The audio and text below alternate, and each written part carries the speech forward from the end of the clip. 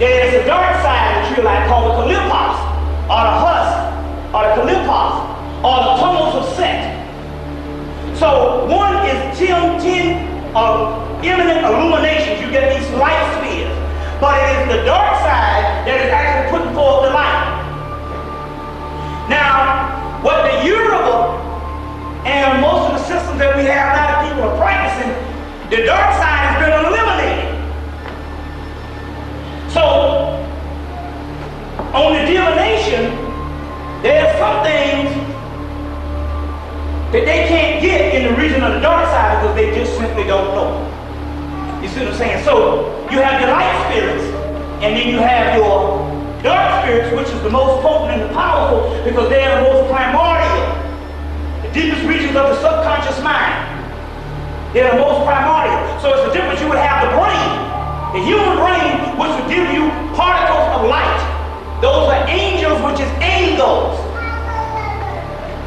And that would give you particles of light. The matrix, an illusion. Then you have the pineal brain, the pituitary, and those glands up under there. That's the realm of Lucifer, light bringer. And it would give you the reflection of the dark side. So whenever you get rid of one side, you create an inferior half. You see what I'm saying? In so many words, although it's set up based on great divination, great magical spells, and great pantheon deity system, but when you take the dark side out, you take the alchemical side out, which is dealing with the melanin inside of you. Because that's what it is. It is the melanin realm. Remember I said that the dark side is light that these two eyes cannot see. You see, these two eyes can only see holographic images. And the matrix is the human brain. It makes all this possible. That's what he says. Is this chair real? Is that the wiring of the human brain? He tell you that chair is real when you touch it. So the matrix is the human brain. And humanity is created from the human brain, which in actuality, humanity is the fucking enemy to an advanced God. Because you are gods, or what we call anti-gods. You see what I'm saying? So, the humanity and this particular brain is all the matrix that there is. You see, is all the matrix that there is. It is the inner stuff, that's what we talk about. The inner stuff is muses, melazines, water nymphs, mermaids, tammers, gunners, rustlers, and all these particular things that they call them. That is the inner stuff, which is what creates from inside out. You see what I'm saying? And that's what keeps this hologram sustained, is they use the inner stuff, you see what I'm saying, to create shit out of this hologram. It's like black people just create shit. You know what I'm saying? So I was saying, you know, I told my mama, I said, I can cook like hell. And she said, yeah, y'all run up by 5 fucking stoves. You know, when we was little, like I said, my mama was a school teacher, so she wasn't cooking no food. And so, but I learned how to create based on something inward. That's called creative physics. So the concept here is most systems that most people are practicing is the light side, and it's limited. It's limited. So you got all these societies, and what happens is you become dependent on these gods. You become dependent on these particular gods. When you and I remember I talked about this before, when Horace is a child, he has to depend on these gods to protect him. As he becomes an adult, they become his servants.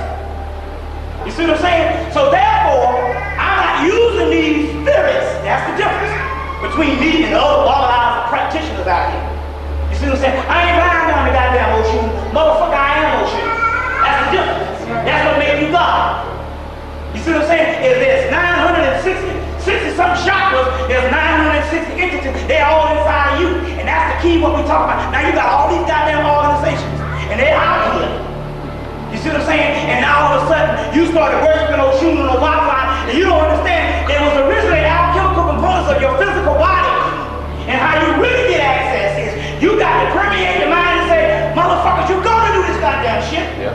Because it is me bringing forth the will to do this. And that's the difference between the practitioners and all these people here. They become dependent on these fucking orishas, and your orishas ain't nothing but your own black ass. Right.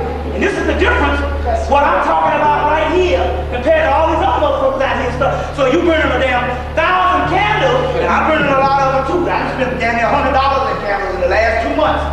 But the point I'm trying to make here is, I'm only trying to activate my own shit. So I went in there and started cussing their ass out last night. You know what I'm saying? You see, I saw myself looking out of my damn body. You see, and that's the concept here. And so all these damn organizations now and shit, you done jump from the pot to the frying pan. You still worship it. You taking the same Christian model with this bullshit, and it's not so Watala. Fuck Watala. I am Watala. I always say this shit.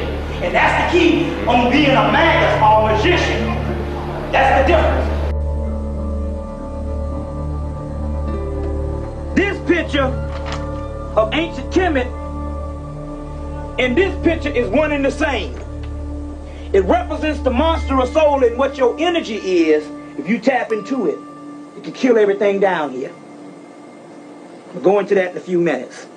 That's what we're gearing up to. And this is what they don't want you to know about. It's all in you. There's some shit up in you that can kill everything in a couple of days if you know how to tap into it. But you ain't got to worry about it. You're going to get to it soon. And I'm going to tell you how you're going to get to it. I done broke the secret to this thing. There's the entities. Now this is Adalabroth. His name is Adalabroth in Gnosticism. He's called Adalabroth in Gnosticism, Yahweh in Hebrew, Zeus in what you call it, which is a subordinate deity. I want to read something else to you. Bear with me. I want to read this to you. Look at this. This is profound. Y'all all right? All right. Y'all all right? But I got to read this to you. Got to read it to you. You got to hear this. Just bear with me. Let me get it. All these doggone papers. Hold on 1 minute.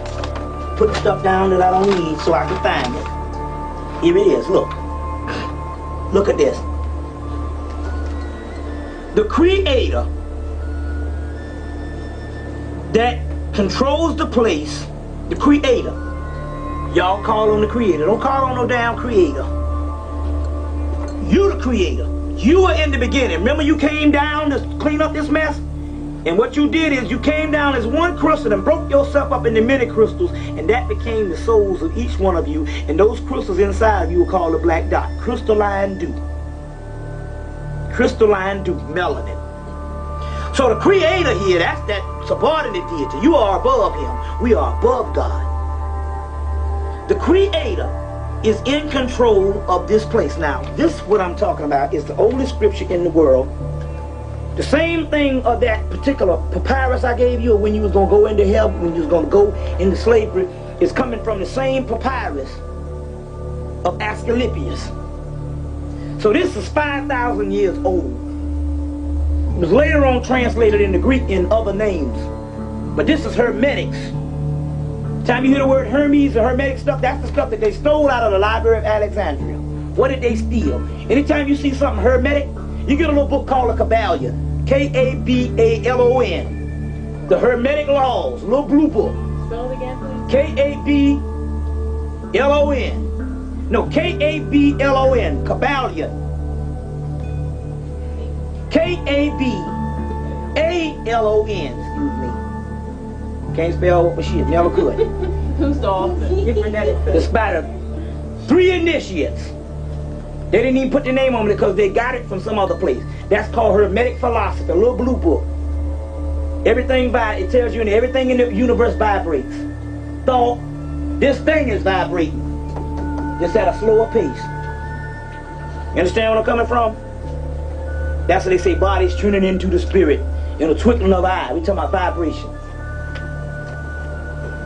It's just dense right now. Even the pictures of vibration? You see a picture of vibration too? Right. That's how we see. Everything vibrate. Now, This is the oldest material. Ain't no morality is an illusion. There's no such thing as morality. That's socialization of what you've been taught.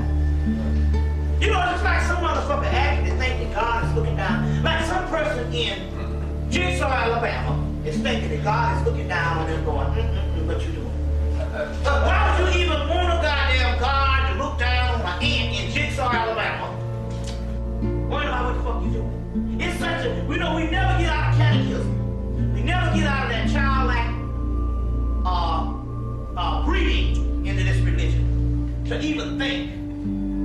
How asinine, why would you even want a God to look down on you in your insignificant life? You know what I'm saying? Or whether you drank some wine on Sunday. It's stupid, child shit. But if they can keep you at the child level, they can keep your mind shut down on the child level. There's no such thing as moralism. We should have learned about the white boy. That white boy keeps you in your ass every day. We the original people, and guess what? His children live well. And nothing never happens to them. Because you don't understand. The universe is only for those motherfuckers who know how to damn take that shit. Freedom is only what you can get away with. You understand what I'm saying? Freedom is what you can have. So moralism is bullshit. Oh, yeah. That ain't the shit.